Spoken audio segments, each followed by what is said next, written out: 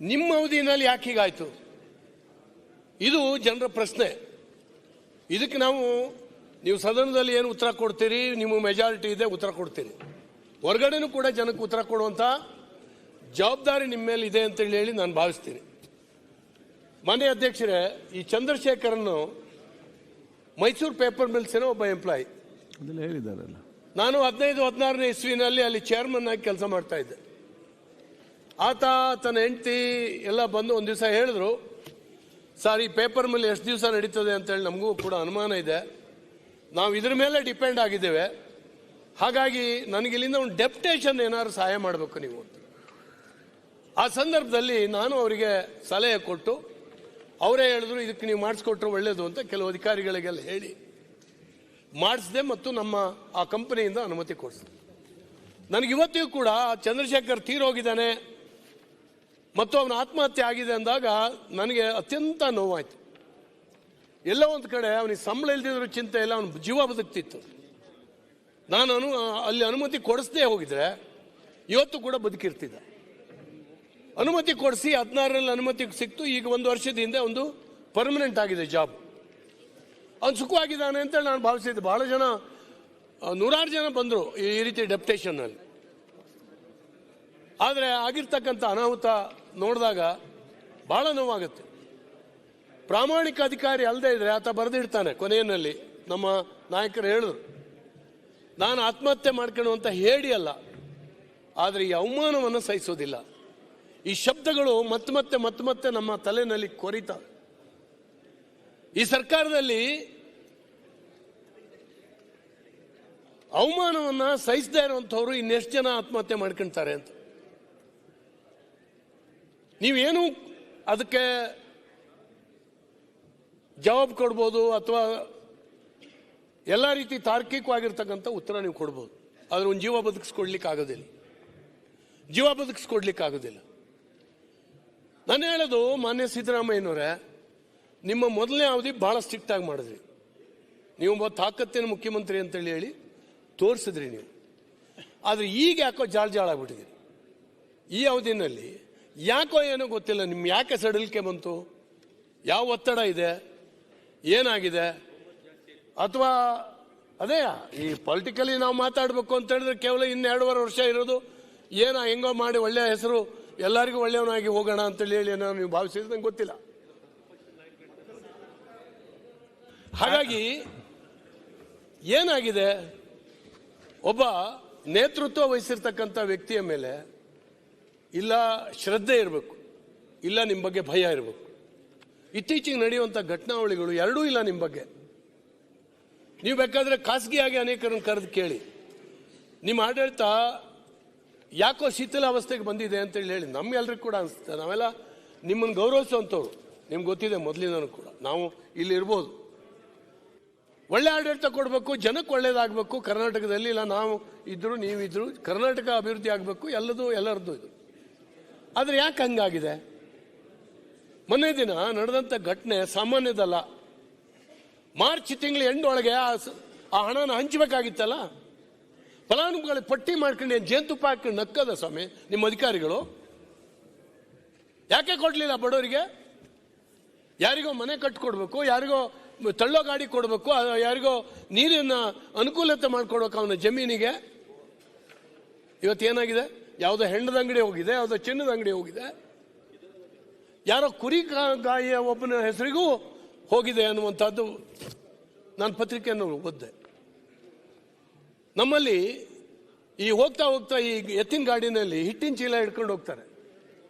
ಹಿಟ್ಟು ಮಾಡಿಸ್ಕೊಂಡು ಮಿಲ್ಲಲ್ಲಿ ಹಿಟ್ಟಿನ ಚೀಲ ಇಟ್ಕೊಂಡು ಹೋಗ್ತಾರೆ. ಅದು ಬಿದ್ದೋಗ್ಬಿಡ್ತದೆ, ಅವ್ನಿಗೆ ಗೊತ್ತಾಗಲ್ಲ ಗಾಡಿ ಹೊಡಿಯೋನಿಗೆ. ಆ ಬಿದ್ದಂಥ ಹಿಟ್ಟಿನ ಚೀಲನ ಆ ಬೀದಿ ನಾಯಿಗಳು ಯಾವ ರೀತಿ ಹರಿದು ತಿಂತಾವೆ. ಬಹುಶಃ ಈ ನಿಗಮದ ದುಡ್ಡು ಅದೇ ರೀತಿ ಆಗಿದೆ. ಇದಕ್ಕಿಂತ ನಾನೇನು ಹೇಳಲಿಕ್ಕಾಗೋದಿಲ್ಲ. ಯಾವ ದಲಿತ ಜನಾಂಗಕ್ಕಾಗಿ ಇಟ್ಟಿದ್ದು, ಯಾರ ಬದುಕನ್ನು ಬದಲಾಯಿಸಲಿಕ್ಕಾಗಿ ಹಣವನ್ನು ನೀವು ಖರ್ಚು ಮಾಡಬೇಕಾಗಿತ್ತು. SC ST ಹಣನ, ಮೇಜರ್ ಹಣವನ್ನು ಕಿತ್ತು ನೀವು ಗ್ಯಾರಂಟಿಗಳಿಗೆ ಕೊಡ್ತಾ ಇದ್ದೀರಿ. ಉಳಿದಿರ್ತಕ್ಕಂಥ ಹಣ ಈ ರೀತಿ ಅಪವ್ಯಯ ಆಗ್ತಾ ಇದೆ. ಎಷ್ಟು ನಿಗಮಗಳು ಇಲ್ಲಿದ್ದಾರೆ, ನಮ್ಮ ಅಲ್ಪಸಂಖ್ಯಾತ ಮಂತ್ರಿಗಳು. ಆ ನಿಗಮದ ಎಷ್ಟೋ ಕೋಟಿ ಅವ್ಯವಹಾರ ಈಗಾಗಲೇ ಆಗಿದೆ. ವಕ್ಫ್ ಬೋರ್ಡ್ ಈಗ ಇದರದ್ದು ಏನಾಗಿದೆ ಯಾರು ಹೇಳೋಣ ಏನು ಅಲ್ಲ ಇದೊಂದು ಇದ್ದದನ್ನು ಈಗ ಮುಗಿಸ್ಕೊಂಡ್ ಬನ್ನಿ. ಈಗ ಎಲ್ಲವೂ ಆಗಿದೆ ಸರ್, ಹಳ್ಳ ಹಿಡಿದು ಹೋಗ್ತಾ ಇದ್ದಾವೆ. ಅಲ್ಲ ಕರೆಕ್ಟ್, ಈಗ ಇದು ಕಂಪ್ಲೀಟ್ ಮಾಡಿ ಮತ್ತೆ ಸಬ್ಜೆಕ್ಟ್ ತಗೊಳ್ವಾ ಆವತ್ತು. ಈಗ ನಾನು ಯಾಕೆ ಹೇಳ್ತಾ ಇದ್ದೀನಿ ಅಂದ್ರೆ, ನೀವು ಆರಂಭದಿಂದ ಒಂದು ಮಾತು ಹೇಳ್ತಾ ಇದ್ದೀರಿ. ನೀವು ಬಹುಶಃ ಇವತ್ತು ಉತ್ತರ ಕೊಡುವಾಗಲೂ ಇದನ್ನ ಹೇಳ್ಬೋದು. ನನಗೇನ್ರಿ ಸಂಬಂಧ? ಅಧಿಕಾರಿಗಳು ವರ್ಷದ ಕೊನೆಯಲ್ಲಿ ಡ್ರಾ ಮಾಡಿ PD ಅಕೌಂಟಲ್ಲಿ ಇರ್ತಾರೆ, ಅವ್ರು ಖರ್ಚು ಮಾಡ್ತಾರೆ. ನಾನೆಲ್ಲಿ ನನ್ನ ಪಾತ್ರ ಎಲ್ಲಿದೆ ಅಂತ ನೀವು ಕೇಳಿಬಿಡ್ಬೋದು. ಹಂಗಾಗಿ ನಾನು ಹೇಳ್ತೀನಿ, ನೀವು ಹಾಗೆ ಹೇಳಿ. ಸರ್ಕಾರದ ನೇತೃತ್ವ, ಶಾಸಕಾಂಗ ಮತ್ತು ಶಾಸಕಾಂಗದ ನೇತೃತ್ವ ವಹಿಸಿದವರು ನೀವು. ಕಾರ್ಯಾಂಗದ ಬಗ್ಗೆ ಆಡಳಿತ ಆಳುವ ವ್ಯಕ್ತಿ ನೀವು. ಕೈ ಚೆಲ್ಲಿದ್ರೆ ನೀವು ನನಗೇನು ಗೊತ್ತಿಲ್ಲ, ನಾನು ಇದ್ರ ಬರೋದಿಲ್ಲ, ನೀವು ತಪ್ಪಿಸ್ಕೊಳ್ಬೋದು. ಹೆಂಗೆ ತಪ್ಪಿಸ್ಕೊಳ್ತೀರಿ ನೀವು? ನೈತಿಕವಾಗಿ ನಿಮ್ಮ ಅಧಿಕಾರ ಅಲ್ವಾ ಇದು? ನಾನು ಎಲ್ಲವನ್ನೂ ನೀವು ನೋಡೋಕ್ಕಾಗ್ತದೆ ಅಂತ ಹೇಳೋಕ್ಕಾಗೋದಿಲ್ಲ. ನಾನು ಸ್ವಲ್ಪ ದಿವಸ ಮಂತ್ರಿ ಅದು. ಬಟ್ ನಮ್ಮ ಬಗ್ಗೆ ಎಲ್ಲೋ ನಾವು ಇದೀವಿ ಅನ್ನೋ ಕಾರಣಕ್ಕಾಗಿ ಕೆಲವು ತಪ್ಪುಗಳು ಆಗೋದಿಲ್ಲ. ಯಾಕಂದ್ರೆ ನಾವೆಲ್ಲ ಹೊಸಬರು, ಒಂದೊಂದ್ಸರಿ ಮಂತ್ರಿ ಆದವರು.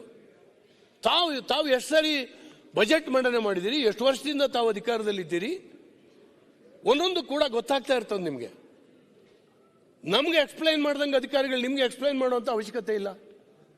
ಎಲ್ಲೋ ಅಂತ ಹೇಳಿದ್ರೆ ಪೂರ್ತಿ ತಿಳ್ಕೊಳ್ಳುವಂತ ಅನುಭವಗಳು ನಿಮ್ಮ ಹಿನ್ನೆಲೆಯಲ್ಲಿದ್ದಾವೆ.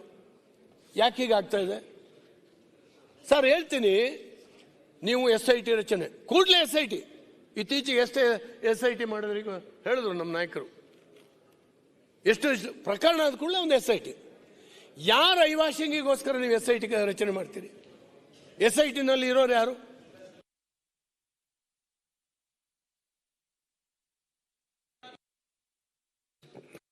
ಮತ್ತೆ ಅಲ್ಲಿ ಬಂದ್ ಮಾಡ್ದೆ ಅಂದ್ರೆ ಅಧ್ಯಕ್ಷರೇ ನೋಡಿ, ಕೈ ತಪ್ಪಿ ನಿಮ್ದು ಬಂದು ನೀವು ಕಂಟ್ರೋಲ್ ಇಟ್ಕೊಂಡ್ಬೇಡಿ ಸ್ವಾಮಿ. ಅಲ್ಲಿ ಅವರು ಇರ್ತಾರೆ. ಈ ಮಾತು ಹೇಳೋದು ಭಾಳ ಮಹತ್ವದ್ದಾಗುತ್ತೆ. ಯಾಕಂದ್ರೆ ರಾಜ್ಯದ ಗೃಹ ಸಚಿವರಾಗಿ ಯಶಸ್ವಿ ಮಂತ್ರಿಗಳಾಗಿ ಇದ್ದವ್ರು ನೀವು. SIT ಮಾಡೋದಂದ್ರೆ is it only I wash? ಅದಲ್ಲ, ಅದಕ್ಕೆ ಅವರು ಕರ್ಬಿಕರ್ ಮತ್ತು ತಂಡನ ನಾನು ನೋಡಿದೆ. ನಾನು ಹೋಮ್ ಮಿನಿಸ್ಟರ್ ಆಗಿದ್ದು. ಒಳ್ಳೆ ಅಧಿಕಾರಿಗಳು, ಮನೀಶ್ ಕರ್ಬಿಕರ್ ಮತ್ತು ಒಳ್ಳೆ ಅಧಿಕಾರಿಗಳು ನಾನಿದ್ದಾಗ ಇದ್ದರು. ನಾನು ಅವ್ರ ಬಗ್ಗೆ ಲೋಪ ಹೇಳೋದಿಲ್ಲ, ಇದನ್ನೇನು ಹೇಳೋದಿಲ್ಲ. ಆದರೆ ನಿಮ್ಮ ಮಂತ್ರಿಮಂಡಲದಲ್ಲಿ ಇದ್ದಂತಹ ಒಬ್ಬ ಕ್ಯಾಬಿನೆಟ್ ಸಚಿವರು ಇದರಲ್ಲಿದ್ದಾರೆ. ನಿಮ್ಮ ಇಲ್ಲಿ ಕೂರುವಂತ ಒಬ್ಬ ಶಾಸಕರು ಇದರಲ್ಲಿ ಇನ್ವಾಲ್ವ್ ಇದ್ದಾರೆ. ಅವ್ರು ಏನ್ ಮಾಡ್ಬೇಕಲ್ಲಿ ಹೇಳ್ತೀನಿ. ನಿಮ್ಮ ಪೊಲೀಸರು ಹೆಂಗೆ ವರ್ತನೆ ಮಾಡಿದ್ರು, ಮೊನ್ನೆ ಆತ ಚಂದ್ರಶೇಖರನ್ನು ತೀರ್ಕೊಂತಾನೆ. 12:30 1 ಗಂಟೆಗೆ ಅವನ ಹೆಂಡತಿ, ಬೇರೆ ಅವ್ರ ರಕ್ತ ಸಂಬಂಧಿಗಳೊಬ್ರು ತೀರೋಗಿದ್ರು. ಅಲ್ಲಿಗೆ ಇವನು ಹೋಗೋದಿಲ್ಲ, ಹೆಂಡತಿ ಮಗಳು ಹೋಗಿರ್ತಾರೆ. ಬಂದು ನೋಡುವಾಗ ಹ್ಯಾಂಗಿಂಗ್ ಮಾಡ್ಕೊಂಡಿದ್ದಾಯ್ತಾ. ಗಾಬರಿ ಬಿದ್ದು ಅವ್ರ ತಮ್ಮನ್ನೆಲ್ಲ ಕರೆದು ಎಲ್ಲ ಮಾಡಿದ್ರು. ಸಂಜೆ ಅಷ್ಟೊತ್ತಿಗೆ ಕಂಪ್ಲೇಂಟ್ ಕೊಡ್ತಾರೆ. ಕಂಪ್ಲೇಂಟ್ ಕೊಟ್ರೆ ಪೊಲೀಸರು ಬಂದು, ಸರ್ ಇಲ್ಲ ಅವತ್ತೇ ಹೌದು, ಮಧ್ಯಾಹ್ನ 12 ಗಂಟೆಗೆ ನೋಡ್ತೀನಿ. ಅಲ್ಲ, ಡೆಡ್ ಬಾಡಿಗಿಂತ ಮೊದಲು ಕಂಪ್ಲೇಂಟ್ ಕೊಟ್ಟರು. MLC ಆಗ್ಲೇಬೇಕು, ಆಮೇಲೆ MLC ಆಗ್ತದೆ. ನಾನು ಹೇಳ್ತೀನಿ, ಏನೂ ಇರಲಿ, ನಾನು ಸರಿ ಮಾಡ್ಕೊಂತೀನಿ. ನಾನು ಅವತ್ತು ಸಂಜೆ ಅವರ ಪತ್ನಿ ಹತ್ರ ಒಂದು ಸ್ಟೇಟ್ಮೆಂಟ್ ತಗೊಳ್ತಾರೆ. ಪೊಲೀಸರು ಸ್ಟೇಟ್ಮೆಂಟ್ ತಗೊಳ್ತಾರೆ. ಆಮೇಲೆ ಸಂಜೆ ಗೊತ್ತಾಗ್ತದೆ, ಪೋಸ್ಟ್ ಮಾರ್ಟಮ್ ಎಲ್ಲ ಆಗಿ ಬಾಡಿ ಬರೋ ಅಷ್ಟೊತ್ತಿಗೆ ಗೊತ್ತಾಗ್ತದೆ ಅವನದು ಡೆತ್ ನೋಟ್ ಇತ್ತು ಅಂತ. ಡೆತ್ ನೋಟ್ ತೋರಿಸಿದಾಗ ಮತ್ತೊಂದು ಸ್ಟೇಟ್ಮೆಂಟ್ ಮಾಡ್ಕೊಂತಾರೆ ಅದಕ್ಕೆ ಸರಿಯಾಗಿ. ಆಮೇಲೆ ಮತ್ತೆ ಬರ್ಲಿಕ್ಕೆ ಹೇಳ್ತಾರೆ ಹೆಂಡ್ತಿನ. ರಾತ್ರಿ 2 ಗಂಟೆವರೆಗೂ ಹೆಂಡ್ತಿನ ಕೂರಿಸ್ಕೊಂಡು, ಆ ಸಂದರ್ಭದಲ್ಲಿ ನೀವು ಯೋಚನೆ ಮಾಡಿ, 2 ಗಂಟೆ ರಾತ್ರಿ ಒಂದು ಸ್ಟೇಟ್ಮೆಂಟ್ ತಗೊಳ್ತಾರೆ ಅಧಿಕಾರಿಗಳು. ಇಡೀ ಅವ್ರು ಹೇಳ್ತಾರೆ ಅಲ್ಲಿ ಇದ್ದಂಥವ್ರು ಒಂದು 30 ಜನ 40 ಜನ ಇದ್ರು, ಅವ್ರ ಸ್ನೇಹಿತರು ಅವರು ಇವರು ಎಲ್ಲ ಇದ್ರು. ಅವ್ರು ಹೇಳ್ತಾರೆ ಇಡೀ ಸ್ಟೇಷನ್ನು ಒಂಥರ ಏನೋ ಗಡಿಬಿಡಿ ಆಗ್ತಾ ಇತ್ತು ಅಂತ, ತುಂಬಾ ಗಡಿಬಿಡಿ. ಹೈಯರ್ ರ್ಯಾಂಕಿನ ಅಧಿಕಾರಿಗಳು ಬಂದಿದ್ರು, ಅಲ್ಲಿ ಕೂತಿದ್ರು, ಏನೋ ಮಾಡ್ತಾ ಇದ್ರು, ಏನೋ ಆಗ್ತಾ ಇದೆ ಅಂತ ಇವ್ರಿಗೆ ಸ್ವಲ್ಪ ಅನುಮಾನ. 2 ಗಂಟೆ ರಾತ್ರಿ ಒಂದು ಸ್ಟೇಟ್ಮೆಂಟ್ ತಗೊಂಡ್ರು. ತಾವು ಪರಿಶೀಲನೆ ಮಾಡಿ ನೋಡಿ. ಇದೆಲ್ಲ ಆದ್ರ ಮೇಲೆ ಗಂಡ ತೀರ್ಕೊಂಡಿದ್ದಾರೆ. 2 ಗಂಟೆ ರಾತ್ರಿನಲ್ಲಿ ನಿಮ್ಮ ಪೊಲೀಸು ಆ ಹೆಂಡತಿ ಹತ್ರ ಸ್ಟೇಟ್ಮೆಂಟ್ ಕೊಟ್ಟು ಹೋಗು ಅಂತ ಹೇಳ್ತಾರೆ. ಆ ಸ್ಟೇಟ್ಮೆಂಟ್ ಕೂಡ ನಿಮ್ಮ ಪೊಲೀಸ್ನವ್ರು ಅವ್ರ ಮನೆಗೆ ಹೋಗೋದಿಲ್ಲ. ಯಾಕೆ ಹೋಗೋಕ್ಕಾಗೋದಿಲ್ಲ? ಪೊಲೀಸ್ ಸ್ಟೇಷನ್ಗೆ ಕರ್ಸ್ಕೊಂತಾರೆ, ಅಲ್ಲಿ ಕೂರಿಸ್ತಾರೆ ಎಷ್ಟೋ ಹೊತ್ತು. ಆಕೆಗೆ ಫುಡ್ಡೇ ಇರೋದಿಲ್ಲ, ಬೆಳಗ್ಗೆಯಿಂದ ಸುಸ್ತಾಗಿದ್ದಾಳೆ, ಆದರೂ ಕೂಡ ಸಿಗ್ನೇಚರ್ ಹಾಕೊಂಡು ಸಾಕಿಸ್ತಂತೆ. ಮಾರನೇ ದಿನ ಬೆಳಿಗ್ಗೆ ಇದು 6 ಪುಟದ ಒಂದು 5-6 ಪುಟದ ಒಂದು ಸ್ಟೇಟ್ಮೆಂಟ್. ಮಾರನೇ ದಿವಸ ಬೆಳಿಗ್ಗೆ 11 ಗಂಟೆಗೆ ಇನ್ನೊಂದು ಸ್ಟೇಟ್ಮೆಂಟು ಬರ್ಕೊಂಡು ಬರ್ತಾರೆ ಪೊಲೀಸ್ನವರು, ಇದಕ್ಕೆ ಸಿಗ್ನೇಚರ್ ಹಾಕು ಅಂತ. ಮತ್ತೆ ಕರೆಸ್ಕೊಂಡು ನೀನು ಒಬ್ಳೇ ಬಾ, ಪಕ್ಕದಲ್ಲಿ ನೀನು ಒಬ್ಳೇ ಬರಬೇಕು, ಮತ್ತೆ ಜನ ಬೇಡ ಅಂತ. ಇವ್ರು ಸ್ವಲ್ಪ ಗಲಾಟೆ ಮಾಡ್ತಾರೆ. ನಮ್ಗೆ ಸ್ವಲ್ಪ ಅನುಮಾನ ಆಗ್ತಾ ಇದೆ, ಆ ಅಮ್ಮನ ಒಬ್ಬರನ್ನೇ ಕರ್ಕೊಂಡು ಹೋಗಿ ನೀವು ಸ್ಟೇಟ್ಮೆಂಟ್ ತಗೊಳಕ್ಕಾಗೋದಿಲ್ಲ, ನಮ್ಗೆ ಗೊತ್ತಾಗಬೇಕು ಅಂತ. ಮೊದಲನೇ ಸ್ಟೇಟ್ಮೆಂಟ್ನಲ್ಲಿ ಆತನ ಡೆತ್ ನೋಟ್ನಲ್ಲಿ ಇದ್ದಂಥ ಮಂತ್ರಿಯ ಓರಲ್ ಇನ್ಸ್ಟ್ರಕ್ಷನ್ ಏನಿತ್ತು ಅದಿತ್ತು. ಆಮೇಲಿನ ಸ್ಟೇಟ್ಮೆಂಟ್ನಲ್ಲಿ ಅದನ್ನು ಬರೀಲಿಲ್ಲ ಪೊಲೀಸ್ನವರು ಅಂತ ಅವರ ಪತ್ನಿ ಹೇಳ್ತಾ ಇದ್ದಾರೆ. ಬರ್ದಿಲ್ಲ ಸರ್, ನನಗೂ ಕೂಡ ಆಗಲಿಲ್ಲ, ಓದ್ಲಿಕ್ಕೆ ಬಿಡಲಿಲ್ಲ, ಅವರೇ ಓದಿ ಹೇಳಿದ್ರು, ನನ್ನ ಹತ್ರ ಸಿಗ್ನೇಚರ್ ತೊಗೊಂಡ್ರು. ನಾನು ಯಾಕೆ ಹೇಳ್ತಾ ಇದ್ದೀನಿ ಅಂದರೆ, ಇವತ್ತು ಪೊಲೀಸರ ಮೇಲೆ ಏನು ಒತ್ತಡ ಇತ್ತು, ಯಾಕೆ ಹೀಗೆ 3 ಸ್ಟೇಟ್ಮೆಂಟ್ ಆಗ್ತದೆ? 2 ಸರಿ, ಒಂದು ಅನುಮಾನಾಸ್ಪದ ಸಾವು ಅಂತ ಹೇಳಿ ಮಾಡ್ಕೊಂತಾರೆ, ನನಗೂ ಕೂಡ ಅರ್ಥ ಆಗುತ್ತೆ. ಡೆತ್ ನೋಟ್ ಸಿಕ್ಕಿದ್ರ ಮೇಲೆ ಒಂದು ಸ್ಟೇಟ್ಮೆಂಟ್ ಆಗುತ್ತೆ, ಸರಿ. ಅದು ಆಮೇಲೆ ಮತ್ತೊಂದು ಯಾಕಾಗ್ತದೆ? ಇನ್ನೂ ಏನೇನಾಗಿದೆ? ನಾನು ಯಾಕೆಂತ ಹೇಳಿದ್ರೆ ಇದು ಸಂಶಯಾಸ್ಪದ. ನಾನು ಅವ್ರು ಮಾತಾಡಿದ್ದನ್ನೆಲ್ಲ ನಾನು ಚರ್ವಿತಾಚರಣ ಮಾಡ್ಲಿಕ್ಕೆ ಹೋಗೋದಿಲ್ಲ. ಯಾಕೆ ಹೀಗಾಗ್ತಾ ಇದೆ, ಏನಾಗಿದೆ, ಯಾರ್ಯಾರು ಒತ್ತಡ ಆಗ್ತಾ ಇದ್ರು, ಬೆಂಗಳೂರಿನಿಂದ ಏನು ಇನ್ಸ್ಟ್ರಕ್ಷನ್ ಹೋಗಿದೆ, ಯಾರನ್ನು ಬಚಾವ್ ಮಾಡಲಿಕ್ಕಾಗಿ ಸ್ಟೇಟ್ಮೆಂಟ್ಗಳನ್ನು ತಿರುಚಲಾಗುತ್ತದೆ. ಈಗಾಗಲೇ ನಮ್ಮ ನಾಯಕರು ಹೇಳಿದ್ರು. ನಮಗೆ ಅನುಮಾನ ಏನು ಅಂದರೆ, ಸರ್ SIT ರಚನೆ ಮಾಡಿ 2-3 ದಿವಸದೊಳಗಾಗಿ ಯಾರ್ಯಾರ್ದು ಆರೋಪಿಗಳಿದ್ರೋ ಅವ್ರ ಮನೆಗೆ ಹೋಗಿ ಅಳ್ಕೊ ಬರ್ತೀರಿ, ಅರೆಸ್ಟ್ ಮಾಡ್ತೀರಿ. ಇಲ್ಲಿ 40 ದಿವಸ ಯಾಕಾಗ್ತದೆ? ನಿಮ್ಮ ಮಂತ್ರಿಗಳನ್ನ ಸ್ಟೇಟ್ಮೆಂಟಿಗೆ ಕರೆಯೋಕ್ಕೆ ಅರೆಸ್ಟ್ ಮಾಡೋದಲ್ಲ, ಸ್ಟೇಟ್ಮೆಂಟ್ ಕರೀಲಿಕ್ಕೆ 40 ದಿನ. ಅದರಲ್ಲೂ ನಾವು ಬೀದಿಗಿಳಿತೀವಿ ಬಿಜೆಪಿಯವರು. ಮಾಧ್ಯಮಗಳು ಹೆಚ್ಚು ಕಮ್ಮಿ 30-40 ದಿನದಿಂದ ಹಗಲು ರಾತ್ರಿ ಒಂದೇ ಸಮನೆ ಹೇಳ್ತಾ ಇದ್ದಾವೆ. ಇಡೀ ರಾಜ್ಯದ ಜನ ಏನಾಗ್ತಾ ಇದೆ, ಯಾಕೆ ಹೀಗಾಗ್ತದೆ, ಬಡವರ ದುಡ್ಡು, ದಲಿತರ ದುಡ್ಡು ಅಂತೇಳಿ ಹೇಳಿ ನೋಡ್ತಾ ಇದ್ದಾರೆ. ಬಹುಶಃ ಅನಿವಾರ್ಯವಾಗಿ SIT ಅವರು ನೋಟಿಸ್ ಕೊಡ್ತಾರೆ, ಅಷ್ಟರೊಳಗಾಗಿ ಇಡಿ ಬರ್ತದೆ. SITಗೆ ನಾನು ಮೀಡಿಯಾದಲ್ಲಿ ನೋಡಿದ್ದೆ, ಇವರಂತೂ SITಗೆ ಓಡೋಗಿ ಅಯ್ಯೋ ನನ್ನ ಅರೆಸ್ಟ್ ಮಾಡಿ ಅಂತ ಕೂತ್ಕೊಂಡಿದ್ದಾರೆ. ನಿಮ್ಮ ಅಧ್ಯಕ್ಷರು ನನ್ನ ಅಲ್ಲಿ ನೀವೇ ಅರೆಸ್ಟ್ ಮಾಡಿ, ಅವರು ಅರೆಸ್ಟ್ ಮಾಡೋದು ಬೇಡ ಅಂತ. ಭಯ ಯಾಕೆ ಸ್ವಾಮಿ? ಇವರು ನಿರಪರಾಧಿಗಳಾದ್ರೆ ಆ ಭಯ ಯಾಕೆ? SIT ರಚನೆ ಮಾಡಿದ ಕೂಡಲೇ ಹೋಗೋದಾದ್ರೆ ಹೇಳಿದ್ರು ಕೆಲವು ಹೆಸರನ್ನ, ನಾನು ರೇವಣ್ಣ ಬಗ್ಗೆ ಹೇಳೋದಿಲ್ಲ. ಏನೇನು ಮಾಡಿದ್ರೆ ಗೊತ್ತಿದೆ, ಯಾರ್ಯಾರ ಮನೆಗೆ ಎಷ್ಟು ಬೇಗ ಹೋಯ್ತು ನಿಮ್ಮ SIT. ಇಲ್ಲಿ ಯಾಕೆ ಆಗಲಿಲ್ಲ ನಿಮ್ಮ SIT? ಯಾಕೆ ಹೋಗಲಿಲ್ಲ? 40 ದಿನದವರೆಗೆ ಹೆಂಗೆ ಬಿಟ್ರಿ? ನಿಮ್ಮ ಅಧ್ಯಕ್ಷನ PA ಇನ್ವಾಲ್ವ್ ಆಗಿದ್ದಾನೆ, ನಿಮ್ಮ ಮಂತ್ರಿಯ PA ಆಟ ಆಡಿದ್ದಾನೆ, ನಿಮ್ಮ ಸತ್ಯನಾರಾಯಣ ವರ್ಮ, ನಾನು ಎಲ್ಲರದ್ದು ಹೆಸರು ಹೇಳೋದಿಲ್ಲ, ಡೀಟೇಲ್ ಹೋಗಲ್ಲ ಯಾಕಂದ್ರೆ ಮಾತಾಡಿದಾರವರು. ಸತ್ಯನಾರಾಯಣ ವರ್ಮ ಆಂಧ್ರದವನು, ಅವನು ಈಗಲೂ ಹೇಳ್ತಾನೆ, ಮ್ಯಾಜಿಸ್ಟ್ರೇಟ್ ಎದುರುಗಡೆ ಹೇಳ್ತಾ ಇದ್ದಾನೆ, ಅವನ್ನ ಸರಿಯಾದ ಸ್ಟೇಟ್ಮೆಂಟ್ ಕೊಡಲಿಕ್ಕೆ ಬಿಡ್ತಾ ಇಲ್ಲ ಅಂತ ಹೇಳುವಂಥದ್ದು ನಮಗೆ ಬಂದಂಥ ಮಾಹಿತಿ. ಅಷ್ಟು ಮೊಬೈಲ್ಗಳನ್ನ ಸೀಸ್ ಮಾಡ್ತೀರಿ. ಸತ್ಯನಾರಾಯಣ ವರ್ಮನ ಒಂದು ಮೊಬೈಲ್ನ ಸೀಸ್ ತೋರಿಸೋದಿಲ್ಲ ಅಂತ ಹೇಳುವಂಥದ್ದು ನನ್ನ ಮಾಹಿತಿ ಇದೆ, ನೀವು ಹೇಳಿ. ಯಾಕಂದ್ರೆ ನೀವು ಎಲ್ಲಿದೆ ದಾಖಲಾತಿ ತೋರಿಸು, ನಾಳೆ ಹೇಳ್ಬೋದು ನೀವು.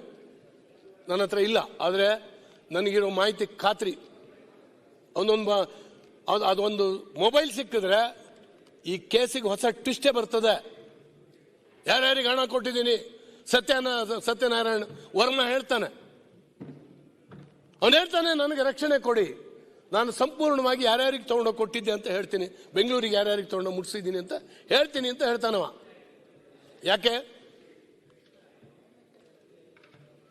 ಯಾಕೆ ಹೇಳ್ತಾ ಇದ್ದೀನಿ ಅಂದರೆ, ನೀವು SIT ಮಾನ್ಯ ಪಾಟೀಲ್ರು ಹೇಳಿದ್ರು ಸರ್, ನಾನು ಒಬ್ಬ ಹೋಮ್ ಮಿನಿಸ್ಟರ್ ಆದಾಗ ಮಾತ್ರ ಅಲ್ಲ, ಮೊದಲು ಕೂಡ ನಮ್ಮ ಪೊಲೀಸರ ಬಗ್ಗೆ ನನಗೆ ಗೌರವ ಇದೆ. ಒಳ್ಳೆಯವರಿದ್ದಾರೆ, ಒಳ್ಳೆ ಇನ್ವೆಸ್ಟಿಗೇಷನ್ ಮಾಡ್ತಾರೆ, ದೊಡ್ಡ ದೊಡ್ಡ ಕೇಸ್ಗಳನ್ನೆಲ್ಲ ಹೆಂಗೆ ಹಿಡಿದಾರೋ ನನಗೂ ಗೊತ್ತಿದೆ. ಆದರೆ ಯಾವ್ಯಾವ ಕೇಸಲ್ಲಿ ಯಾರ್ಯಾರನ್ನು ಕೈ ಬಿಟ್ಟಿದ್ದಾರೆ, ಒತ್ತಡಕ್ಕೆ ಹೇಗೆ ಮಣಿದ್ರು ಅನ್ನುವಂಥದ್ದು ನನ್ನ ಇನ್ಫಾರ್ಮೇಶನ್ ಇದೆ. ನಾನು ಅದನ್ನ ಸಂಪೂರ್ಣವಾಗಿ ಹೇಳಕ್ಕೆ ಹೋಗೋದಿಲ್ಲ, ಇಲ್ಲಿ ಅಗತ್ಯ ಇಲ್ಲ ಇಲ್ಲಿ. ಯಾಕಂದ್ರೆ ಸರ್ಕಾರವೇ ಪಾಲ್ದಾರ ಆಗಿದ್ದಾಗ ಸರ್ಕಾರದ ಅಂಡರ್ನಲ್ಲಿ ಕೆಲಸ ಮಾಡುವಂತ ಒಬ್ಬ ಪೊಲೀಸ್ ಅಧಿಕಾರಿಗಳು ಹೇಗೆ ಕೆಲಸ ಮಾಡೋಕ್ಕಾಗ್ತದೆ? ಈ ಕಾರಣಕ್ಕಾಗಿ ನಾವು CBI ಕೊಡಿ ಅನ್ನೋದು. CBI ಅಂದ ಕೂಡಲೇ ಏನೋ ಮಹಾ ಅಂತ ಹೇಳಲ್ಲ, ಅಲ್ಲ, ಕನಿಷ್ಠ ಅವ್ರಿಗೆ ಯಾವ ಸಂಬಂಧಗಳು ಇರಲ್ಲ. ಆದ್ರಿಂದ ಅವರು 2-3 ಸ್ಟೇಟಿನ ಲಿಂಕ್ ಇದೆ ಇಲ್ಲಿ, ಆ ಸ್ಟೇಟಿನವರು ಕೂಡ ಇದ್ದಾರೆ. CBI ಕೊಟ್ರೆ ಒಂದು ಒಳ್ಳೆ ಇನ್ವೆಸ್ಟಿಗೇಷನ್ ನಡೀತದೆ. ಇವೆಲ್ಲ ಹೊರಗೆ ಬರಬೇಕೋ ಬೇಡ ಹೇಳಿ. ನಿಜವಾದ ಕಾಳಜಿ ನಿಮ್ಗಿದ್ರೆ SC ST ಈ ದಲಿತರ ಬಗ್ಗೆ ನಿಮಗೆ ನಿಜವಾದ ಕಾಳಜಿ ಇದ್ರೆ ಆರಂಭದ ದಿನದಿಂದಲೇ ಹೇಳಬೇಕಾಗಿತ್ತು. ನನಗೆ ಸರ್, ನೀವು ಮುಖ್ಯಮಂತ್ರಿ ಮತ್ತು ಉಪಮುಖ್ಯಮಂತ್ರಿಗಳು, ನಿಮ್ಮ ಸ್ಟೇಟ್ಮೆಂಟ್ಗಳು ನೋಡುವಾಗ ನನಗೆ ವಿಚಿತ್ರ ಅನ್ಸುತ್ತೆ. ಇಲ್ಲಿ ಇಲ್ಲಿ ವಿಧಾನಸೌಧ ಒಳಗಡೆ ಪಾಕಿಸ್ತಾನ್ ಜಿಂದಾಬಾದ್ ಅಂತ ಕೂಗ್ತಾನೆ, ನೀವು ಇಮಿಡಿಯೇಟ್ ಸ್ಟೇಟ್ಮೆಂಟ್ ಕೊಡ್ತೀರಿ. ಹಂಗೆ ಕೂಗಲಿಲ್ಲ ಅವನು ಅಂತ ನೀವು ಹೆಂಗೆ ಹೇಳ್ತೀರಿ? ಹಂಗೆ ಕೂಗಲಿಲ್ಲ ಅವನು ಅಂತ. ಆಮೇಲೆ ಬಂತಲ್ಲ, ಅಷ್ಟು ಬೇಗ ಯಾಕೆ ಜರೂರು ನಿಮಗೆ? ಯಾಕೆ ವಕಾಲತ್ತು ವಹಿಸ್ಲಿಕ್ಕೆ ಹೋಗ್ತೀರಿ? ಅಲ್ಲಿ ಯಾವುದೋ ಬಾಂಬ್ ಎಕ್ಸ್ಪ್ಲೋಡ್ ಆಗ್ತದೆ, ನೀವು ಹೋಗಿ ಹೇಳ್ತೀರಿ. ಯಾರೋ ಅವನಿಗೆ ಬಿಸ್ನೆಸ್ ಜಲಸಿ ಇರುವಂಥವ್ರದ್ದು ಯಾರ್ದೋ ಇರ್ಬೋದು. ಯಾಕೆ ಹೇಳ್ಬೇಕು ಸರ್? ಎನ್ಕ್ವೈರಿ ಮಾಡೋ ಟೀಮಿನ ಗತಿ ಏನಾಗುತ್ತೆ? ಅವ್ರು ಹೆಂಗೆ ಎನ್ಕ್ವೈರಿ ಮಾಡೋದು? ಯಾಕಂದ್ರೆ ಒಬ್ಬ ಮುಖ್ಯಮಂತ್ರಿ ಹೇಳ್ತಾರೆ, ಒಬ್ಬ ಉಪಮುಖ್ಯಮಂತ್ರಿ ಹೇಳ್ತಾರೆ ಅಂತ ಹೇಳಿದಾಗ ನಿಮ್ಮ ಮಾತು ಸುಳ್ಳು ಮಾಡಬಾರ್ದಲ್ಲ ಅವರು. ಇದು ಕೂಡ ಅವ್ರ ತಲೆಯಲ್ಲಿ ಬಂದ್ಬಿಟ್ಟು ಕೂರ್ತದೆ. ಅವಾಗ ನಮ್ಮ ಗೃಹ ಸಚಿವರು ಹೇಳಿದ್ರು, ಸರ್ ಎನ್ಕ್ವೈರಿಗಳಾಗ್ತಾ ಇದ್ದಾವೆ, 3 ಏಜೆನ್ಸಿಗಳು, ಫಸ್ಟ್ ಟೈಮ್ ಇದು, 3 ಏಜೆನ್ಸಿಗಳು ಎನ್ಕ್ವೈರಿ ಮಾಡ್ತಾ ಇದ್ದಾವೆ. ಹಾಗಾಗಿ ನಾವು ನಮ್ಮ ಸ್ಟೇಟ್ಮೆಂಟ್ಗಳು, ನಮ್ಮ ಹೇಳಿಕೆಗಳು ಏನೇನೋ ಆಗ್ಬಿಡ್ಬೋದು, ಅವ್ರ ಮೇಲೆ ಒತ್ತಡ ಆಗ್ಬೋದು.